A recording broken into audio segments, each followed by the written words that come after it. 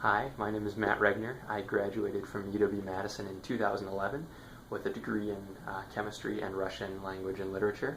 I took Biocore in my third and fourth years of college.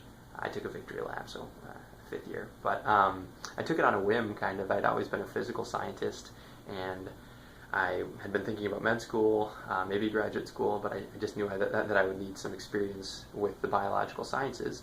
And I'd heard about Biocore. I knew it would be more challenging than your typical zoology 151, 152 sequence, so that intrigued me. So I took it on a whim. I was kind of nervous because I didn't know what to expect.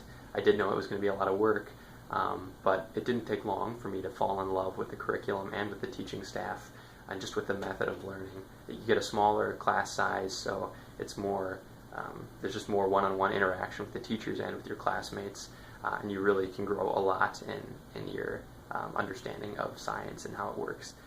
The curriculum does a great job of equipping you to understand the scientific literature, to write scientific papers, which is actually a lot harder than you would think, and to design experiments in an intelligent way. That's really a really big part of it, learning how to ask the right questions, how to frame the questions so that you can collect data that actually gives you answers toward what you're trying to understand.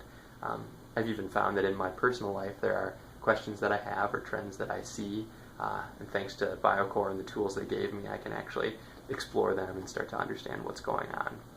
But most importantly, I think Biocore just equipped me to be a critical thinker, an independent thinker, as I moved forward throughout college and now into my working profession as well.